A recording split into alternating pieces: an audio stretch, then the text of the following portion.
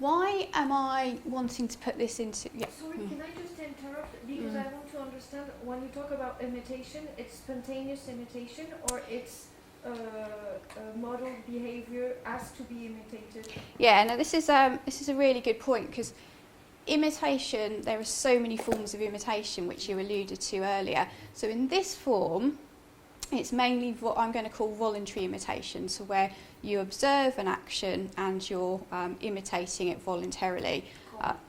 Yeah, you're sort of copying. So rather than the automatic imitation that you might get, so if you're feeling affiliated with someone, you automatically kind of do the same kind of thing. So it is a more cognitive form of imitation. Thank you. Yeah, that's cool. So why are we using motion gaming technology? So it seems to be that autistic children respond quite well to computer technology and are fairly comfortable using it, so that's a positive. Another aspect is it can be used very flexibly, so you can put it in the home, you can put it in schools, so it can be used outside of clinics.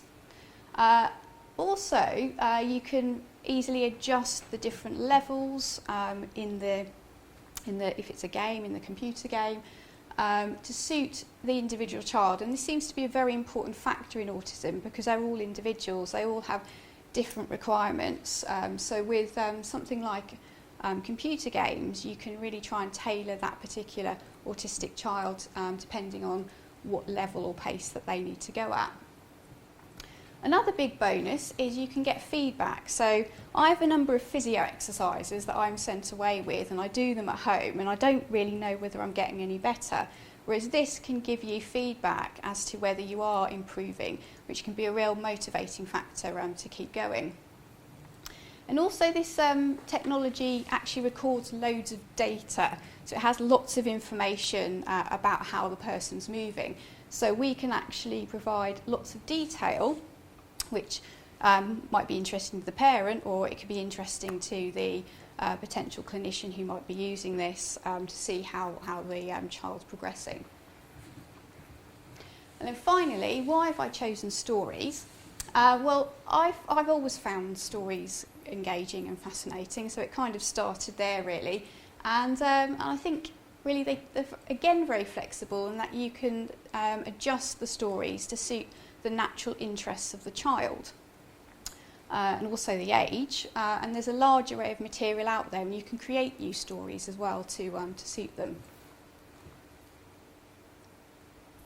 So there's a few screenshots of what we're producing at the moment.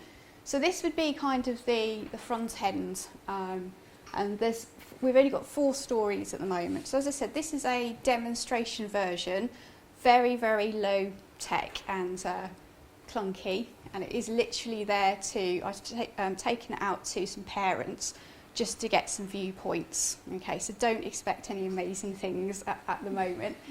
So you've got some stories that you'd click on, and this is Sean, our storyteller, and you'd be presented with Sean telling his story, and then at a certain point he now says, well, watch me perform this action, and then it's your turn. And at the moment we've got it that you'd see yourself, so the child will see themselves, and they have to imitate that action.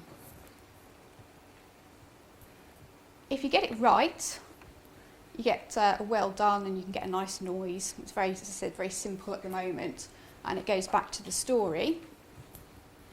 If you haven't got it quite right, it'll at the moment says let's try again. You see Sean again doing the action, and then if you still don't get it right, it just goes back to the story. At the moment we don't have any sophisticated things like points or anything like that, but that's kind of what we would be envisaging, in that you would get rewards if you did certain things right, and you'd have sort of more motivation to get those points in various ways. So this is a video. So I'll play just a short extract up to where you can see the action being performed, and if you're interested, you want to have a look at it more, you can have a look at towards the end. For thousands of years, the Aboriginal people of Australia have huddled by warm fires on cold nights, whispering, "Beware, beware, hold on to your hair, the bellowing bunyip's left his lair. Beware, beware, hold on to your hair, the bellowing bunyip's left his lair."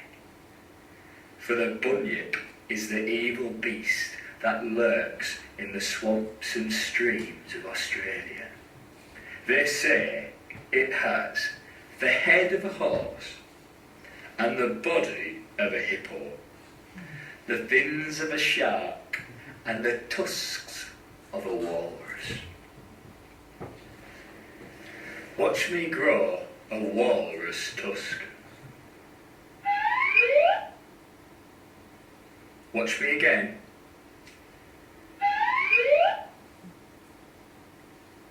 Now it's your turn.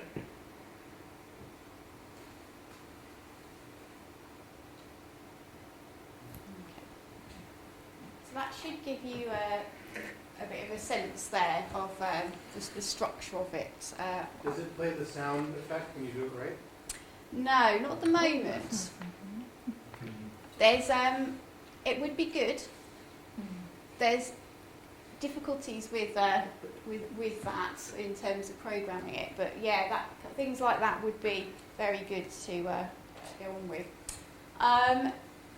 It produces some. So once a child's finished playing, it can produce some sort of stats as well at the end. So there's time spent playing, kind of in the current day, and then time over the different days. And this can be useful for us to see how well they're engaging with it. There's the line at the top here. This is number of points over the days. So every time you've got an action right, you get a point. So you can see how well somebody's getting on over time. So I've taken this out to a couple of focus groups to get some feedback for developing the next version. So in our first group, we had 4 parents, and they had children who were around 10 years old with a diagnosis of ASD or autism. In my second group, there was 5 parents and 2 teaching assistants, and they had slightly younger children overall, but again, diagnosis of ASD or autism. And I sort of just demoed it and then sort of prompted them with a few questions and recorded their responses. So I'll give you a little summary of some of the sort of key responses, what they were thinking. So there's general support for them wanting to try out later versions once we get to that stage. And they thought that this was useful because it can be easily adapted to suit different ages and different functioning levels as well of autistic children. And I asked them in general, how did they feel about using computer games as a therapy? And they're all fairly supportive about that and thought that they weren't actually being used enough. And they liked the fact that that the child could feel in control, but they also thought that when we create this, it shouldn't feel like it's for special children, that it's for special needs. It should feel like something that any other child would want to play as well. So going back to the Imagining Autism project, and that being a high arousal situation, and sort of you're thinking that children might not like that. I'd initially kept this fairly kind of not too much going on in the with the visuals, because I thought actually that would be really distracting for the children. And the parents were saying, well, it's got to be way more going on. It needs to be really attention grabbing. So there needs to be increased amounts of activity, really increased pace, lots of visuals going on. So they were actually, their children were, you know, they said they respond better to lots on. And I initially thought, oh, I'd maybe go the other way. But that's something that can be tailored for the individual child. So the parents thought there was definitely a need for different levels and options. So, number of action repetitions, etc., depending on the child. Story content. Trains, as we've already said, trains came out as a big one. Magic. We love magic, fairies, dragons. The other thing that surprised me was I didn't think that autistic children would be so engaged with the mainstream culture of what's going on, but quite a few of them were well into Frozen and princesses and things like that. And they thought what might be nice was if the storyteller could wear different outfits for the different stories. And then moving on from this, as an idea that us as a group had, we thought it'd be quite nice if the games came with a box, a dressing up box. So for particular stories, the child could wear a particular cape that they would feel more engaged with the story.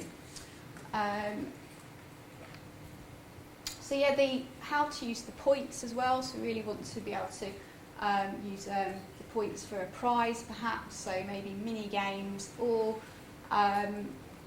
another suggestion is actually the points refer to real life things, so they can actually agree with their parents about things that they like, and if they do certain, if they perform this or even just participate in it, they'll get a certain amount of time doing an activity that they like in real life, so it doesn't actually necessarily need to equate to more games that we've created.